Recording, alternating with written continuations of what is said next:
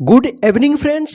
तो एक बार फिर से हाजिर हो चुके हैं आप सभी के बीच हिंदी का क्लास लेकर, जिसमें आपको हम किताब के माध्यम से हिंदी पढ़ना सिखाएंगे। तो आइए बिना देर किए हुए आज की इस क्लास को हम शुरू करते हैं।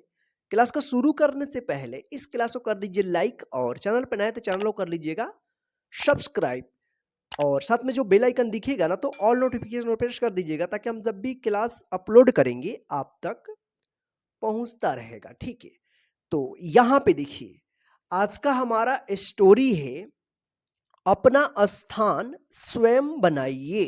ठीक है ना। कहानी जो है ना काफी इंटरेस्टिंग और अच्छी है। आपको जो है ना पढ़ने के साथ साथ बहुत कुछ सीखने को भी मिलेगा। यदि आप लिखना सीख रहे हैं तो मेरी आवाज को सुन करके आप अपने कॉपी में लिखिएगा। यदि आप पढ़ना सीख रहे हैं तो एक एक शब्द को ध्यान से देख करके पढ़िएगा और मेरे आवाज को सुन करके, और ये भी देखिएगा कि कौन सा शब्द जो है ना किस तरह से लिखा गया है, ताकि यही शब्द आपको लिखने को भी आएगा तो आप आसानी से लिख दीजिएगा। ठीक है, फिलहाल यहां पे हम लोग शुरू करते हैं। बादशाह ने एक दिन अपने मंत्री से कहा, मुझे अपने लिए आदमी की जरूरत है। कोई तुम्हारी निगाह में हो तो लाना, पर इतना ध्यान रखना कि आदमी अच्छा हो। बहुत दिनों की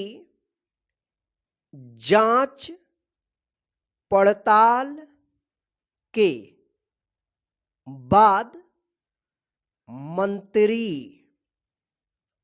को एक आदमी अच्छा लगा। उसने उसकी नौकरी छुड़ा दी और उन्नति का आश्वासन देकर बादशाह के सामने पेश किया। बहुत देर तक तो बादशाह को अपनी कही बात है याद न आई। बाद में बोले, हाँ, उस समय शायद कोई बात मन में थी, पर अब तो कोई बात नहीं है। मंत्री ने कहा, हुजूर, मैंने इसे हजारों में से छांटा है और बढ़िया नौकरी से हटाकर इसे यहाँ लाया हूँ। बादशाह ने जरा सोचकर कहा, हमारे पास तो इस समय कोई काम नहीं है, पर तुम बहुत कह रहे हो तो हम अपने निजी कार्यालय में चपरासी रख सकते हैं। वेतन 15 रुपए मिलेगा।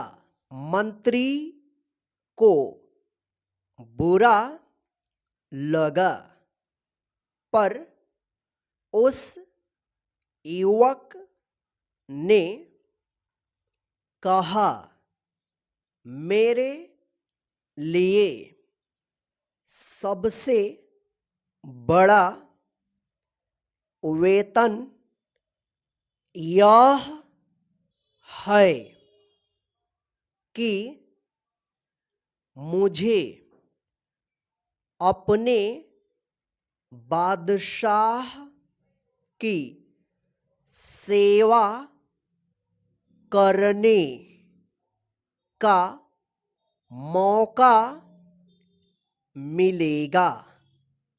और वह तैयार हो गया। मंत्री जब उसे कार्यालय में छोड़ने गया तो वहाँ धूल ही धूल थी, क्योंकि बादशाह वहाँ न कभी जाते थे और न काम करते थे। मंत्री दुखी हुआ, पर युवक खुश था। उसने अच्छा स्थान दिलाने के लिए मंत्री के प्रति एहसान भी प्रकट किया। उसने लगातार कई दिनों तक उस कार्यालय को साफ किया और उसे शाही कार्यालय का रूप दे दिया। उस दफ्तर में एक छोटी सी कोठरी थी। युवक ने उसकी जांच पड़ताल की तो पता चला कि पिछले सालों में बादशाह के पास जो निजी पत्र आए थे उनके लिफाफों का ढेर उस कोठरी में था। उसमें से बहुत से लिफाफों पर सोने की पचिकारी थी और रत्न जड़े थे। ये वे लिफाफे थे जो विवाह आदि के शुभ अवसरों पर दूसरे बादशाह और अमीर उमराओं के यहाँ से आए थे। युवक ने कारीगर लगाकर सब कीमती सामान लिफाफों से उतरवा लिया और बाजार में बेच दिया। इससे कई हजार रुपए मिले। उनमें से कुछ रुपयों से तो उसने कार्यालय के लिए सामान खरीदा और बाकी रुपए सरकारी खजाने में जमा कर दिए, जहां वह सामान बिका उसकी भी रसीद उसने ली और जहां से यह सामान खरीदा गया उसकी भी राजा का निजी कार्यालय सचमुच शाही कार्यालय हो गया।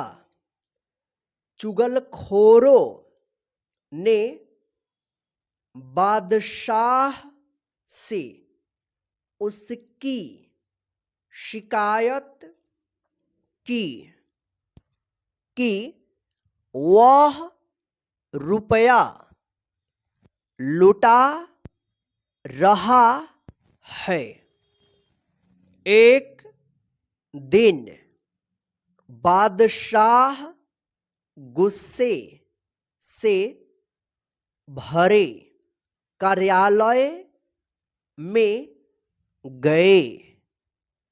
वे साफ सुथरा कार्यालय देखकर दंग रह गए।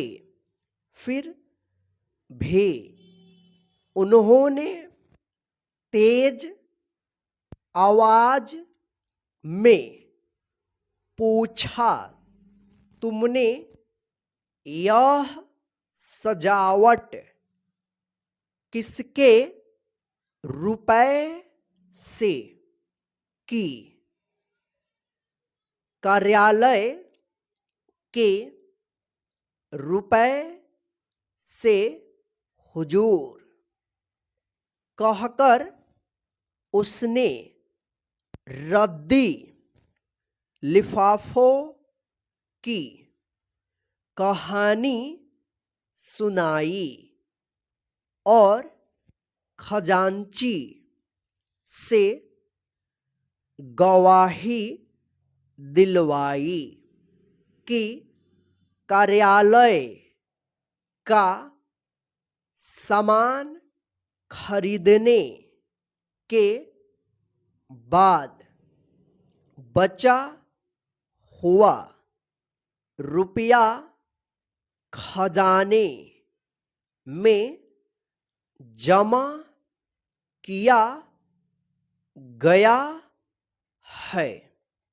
इस बात से बादशाह रीझ गए और उस युवक को उन्होंने अपने राज्य का वित्त मंत्री बना दिया। दूसरे मंत्री इससे परेशान हुए क्योंकि न वह बेईमानी करता था न करने देता था।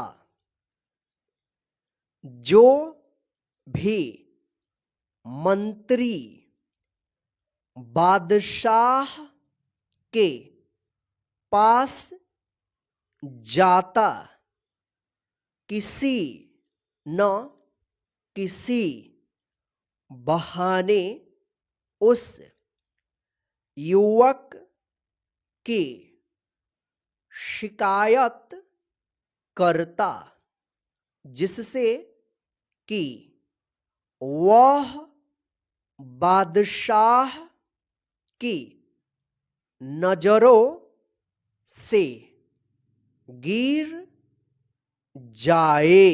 एक दिन रात में 2 बजे बादशाह ने अपने सेनापति को बुलाकर कहा, हमारे सब मंत्रियों को उनके घरों से उठाकर इस कमरे में ले आओ।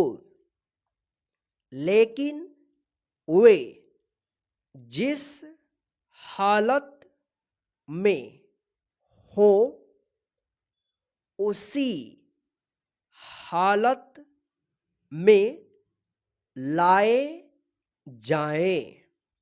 समझ लो, हमारे हुक्म को अगर कोई पलंग पर सो रहा हो तो उसे पलंग सहित ज्यों का त्यों लाया जाए और कोई कालीन पर बैठा चौपड़ खेल रहा हो तो उसे कालीन समेत लाया जाए। कोई 1 घंटे में सभी बादशाह के बड़े कमरे में आ गए। 8 में से 7 मंत्री नशे में थे।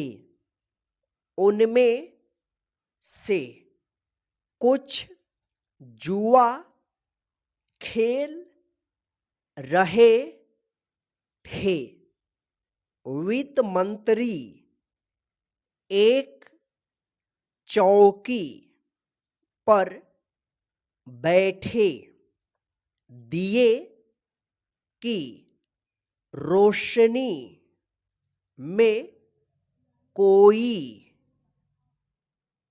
कागज देख रहे थे। सब मंत्री बहुत लज्जित हुए। तब बादशाह ने वित्त मंत्री से पूछा, जनाब, रात के 2 बजे किस कागज में उलझे हुए थे? उसने उत्तर दिया, हुजूर, दूर के इलाके से इस साल का जो राज कर आया है उसमें पिछले साल से 1 पैसा कम है। तो बार बार देख रहा था कि जोड़ में भूल है या सचमुच पैसा कम है। बादशाह ने अपनी जेब से 1 पैसा फेंककर कहा, लो, अब हिसाब ठीक कर दो और जाओ। आराम, यहां पे आराम लिखा है, आराम करो। वित्त मंत्री ने नम्रता के साथ पैसा वापस करते हुए कहा, हुजूर, पैसा तो मैं भी डाल सकता था, पर यदि पैसा कम है और उसके लिए पूछताछ न हुई तो इससे अफसरों में ढील और बेईमानी पैदा होगी। बादशाह बहुत खुश हुए और उन्होंने उस युवक को अपना प्रधानमंत्री बना दिया। तो दोस्तों, ये रहा आज का हमारा हिंदी पढ़ने का क्लास, ठीक है ना। तो चलिए फ्रेंड्स, आज के इस क्लास में बस इतना ही। आज का यह कहानी आपको कैसा लगा है हमें कमेंट करके ज़रूर बताइएगा। और आपने भी इस कहानी में देखा और सुना कि ईमानदारी जो है ना सबसे बड़ी अच्छी आदत है, ठीक है ना। ईमानदार इंसान हर जगह जो है ना सभी के नज़रों में अच्छा लगता है, ठीक है ना। तो आप जो है ना ईमानदार बनिए और सबसे जो है ना हिसाब किताब में सबसे पहले की हिसाब किताब में आप जो है ना ईमानदार रहिए। और ये जो है ना आप इस क्लास को अपने सभी फ्रेंड को भी शेयर कर दीजिएगा ताकि ये भी इस क्लास के माध्यम से हिंदी पढ़ना सीखते रहे। जय हिंद फ्रेंड्स, फिर मिलते हैं नेक्स्ट क्लास में।